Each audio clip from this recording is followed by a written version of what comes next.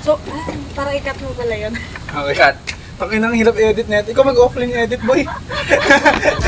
Mic test, 1, 2, back again with the rhythm we vibing old school, yeah. Mic test, mic test. Mic test. Ito na naman tayo man eh. Uy, ano ba? Kadiri. And that sums up kung anong klaseng friend mo. Kaya siya. Tangin lang yan. Kaya sumag. Please introduce yourselves. Yourselves. Selves. Be self. Hi. Pakinggan nyo. Ako si Kurt Sale. Ako yung pinakamabait yung tropahan namin. Ako na to, boy. What song are you listening to? Kid. The manager. Ay, ito pala yung... Ito pala yung manager ng Cheater Media. Ano pag-uusapan natin? Friendship. Alam mo yung kay ano? Yung kay SpongeBob. Yung meme, friendship, tapos may rainbow. Sige, post ka. Tapos Ang i-edit edit niya. ko. Friendship! Hindi ko i-edit yun. Anong kinakain natin? 24 chicken, spicy barbecue. Lagi, dalawa lang yan Masarap. eh. Hindi naman 24 yun eh. Ang inang. Let's start Once out upon- yung podcast natin sa siguro kung saan tsaka kailan tayo nagkakilala, no? Kasi before kaming tatlo, silang dalawa. Soji kami. Okay, kasi ako tsaka si Kate Lee, same kami ng school. Nung high school o elementary? High school lang. High school. Tapos, ano na yung tropa pre? Best friend ko yung pinsan niya, si Jean. Tapos, in-introduce niya kami sa pinsan niya, which is siya. Hindi. Oo, okay. dun yung nag-start.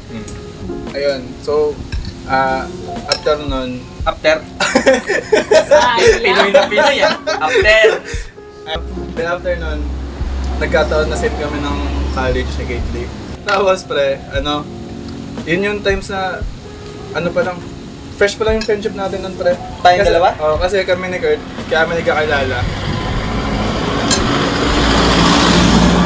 Kasi, si Kurt, nakita ko nag-scroll ng cellphone sa 7-Eleven. Ay, oo, Tapos, sa 7-Eleven yan, no? Marketplace artist ka scroll mo Oo, na. ata, oo. Tapos, Gagi, akas na ito same kami ng tip na ito, yung mga kategory. Kasi ang hirap magka-tropa nung first year college ako. Either lahat ng tropa ko,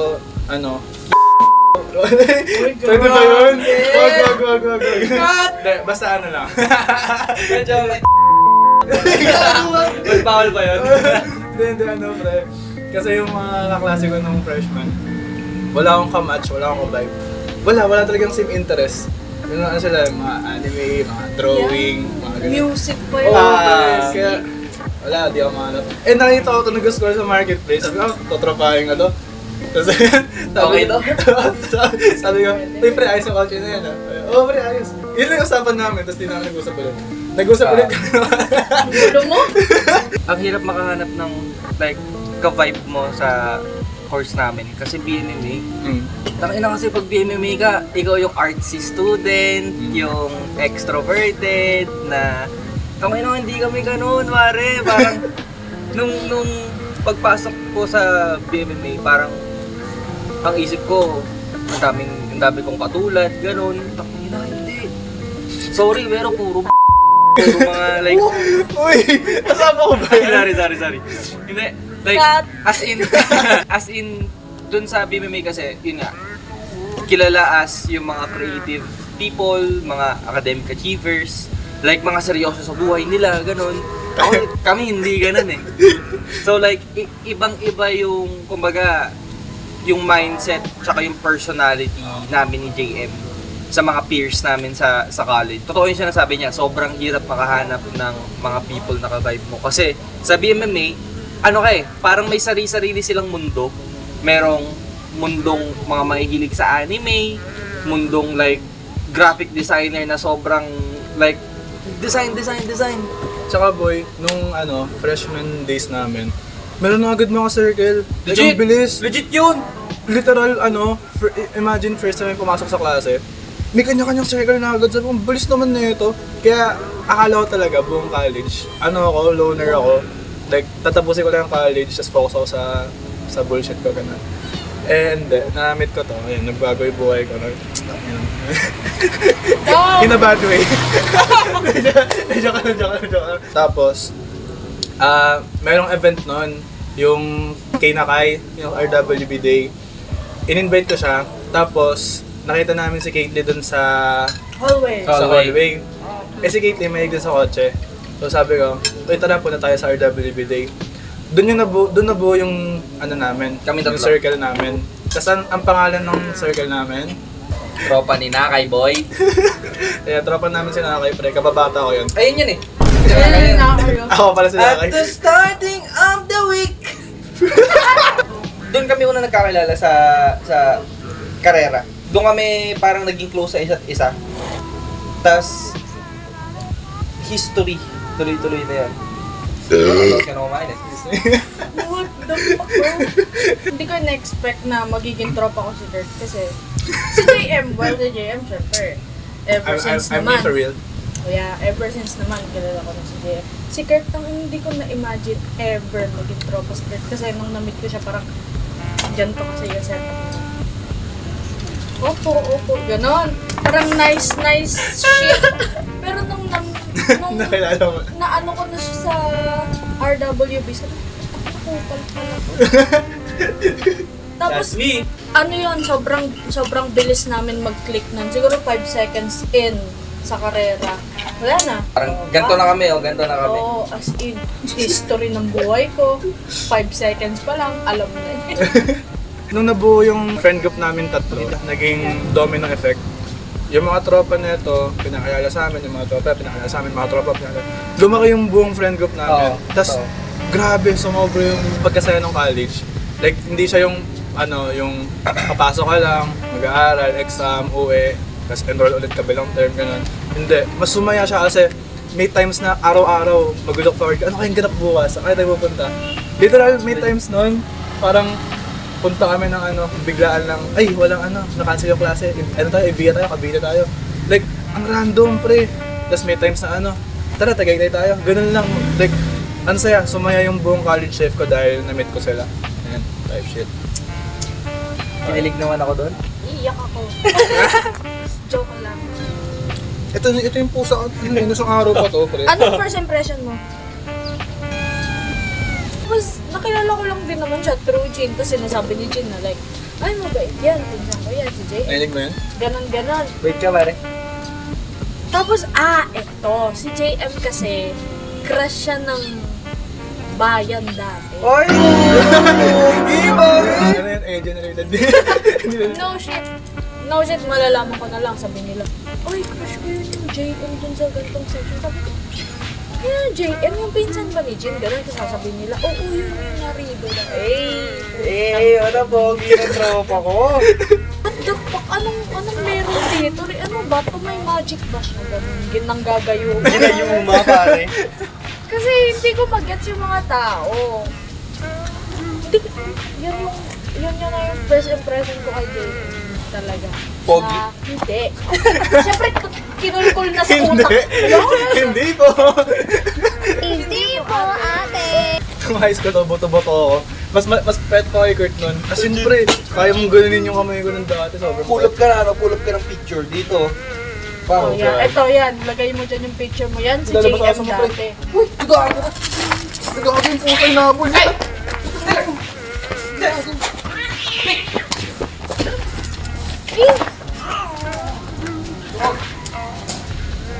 Uy, dami siya sa ilan. Gago, may cactus doon, pre. Hindi pa siya na-cactus.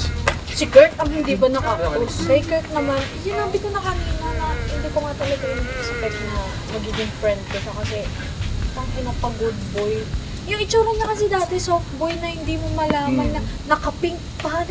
What the Ay, yung pink ko na hoodie. So sabi ko, ano ba to? Like, ano ba, trying hard soft boy ba to? Soft boy ba talaga to? Tapos, Boy, naka-headphones pa yan dati. Oo, tongino. Para akong BMMA student talaga, pre, dati. nung RWB na, naka-all black na sila. Mabait na ako. Tapos ano na, kupal na yung ugali. ganun. So, sabi ko, pwede tong friend, ganun. Yun yung base, ano, kung gano'ng kakupal. Oo. Kasi doon ang mga fun na friends, no? Yung mga kupal. Mas okay yung kupal na totoo kaysa yung hindi nga kupal pero napapeke mo naman. Yung kami, first year kami lahat. Yun yung typical na college life, yung billiards. Yeah, tapos, grabe. grabe men! Adik na adik kami sa billiard nun. Oo. Ito, bumili pa ito ng tao eh. Oo, meron.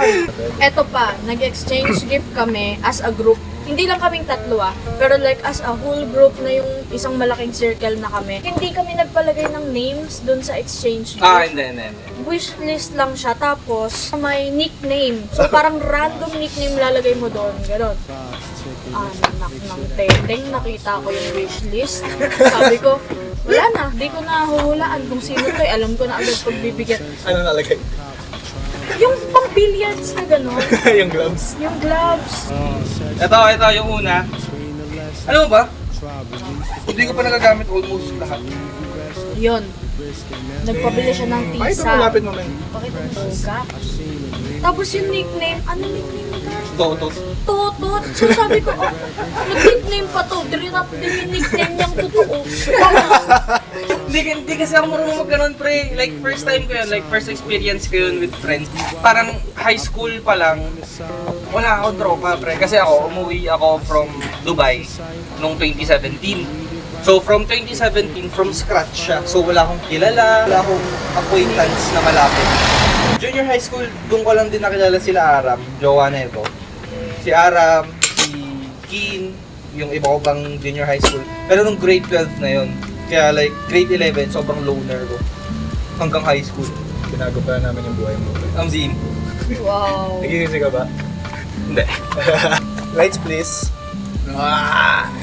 First impression ko kay JM, siya yung like, yung mga goth shit.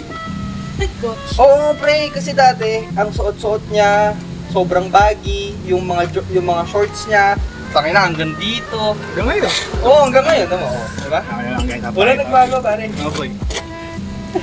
Sa kanya ko na-adapt yung ganyang style. Tapos, doon yun yung pinakauna kong first impression sa kanya is Pinakaunang. geng-geng.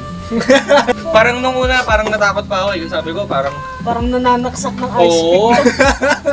Sabi ko, ayoko lapitan ko, baka pagka lumbas ako ng shuttle, may saksak ako sa gilid. Pero yun nga, nung lumapit siya, and naging close kami, because of cars, doon, yun. Sabi ko, okay to ah. Hindi pa lang medyo weird.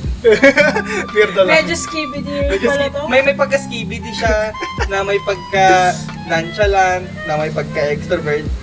Wala. Halo-halo. Siya pre, parang atagan yung, kasabihan na yun, yung Jack of all trades, master of none. God. Different assorted ako, assorted. Assorted. Kumbaga, sa Ducks and Donuts. Kulit na. Cut. Yung gilid lang yun. Uy, ano? Sila lang May yung nakita guys. kami. Uy, ano? Ito lang yung walong buhok dito. Shiner pa ako. Paldo. Uy,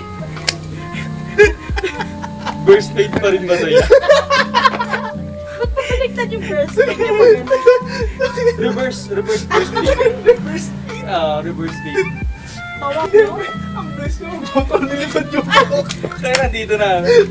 Dumaan ako sa phase na ang hinihingan ko ng tulong sila kasi bukod sa sila lang yung friends ko, sila lang din yung lalaki na Na like, makakabigay ng real opinion Yeah. sa situation niya. boy problems, ganyan. Putik na yan. Yung isa, ang lalim nung sinasabi, no? Sobrang haba ng sinasabi ni Kirk. Hindi ko siya pinapakinggan to. Oo, yun. Marami siyang sinasabi na talagang nakakamulat talaga. Tapos maya-maya, sasabat yung isa. Hindi ko talaga alam kung ma-offend ako. I-block ko si Jay, i-kick ko siya sa group. Kasi,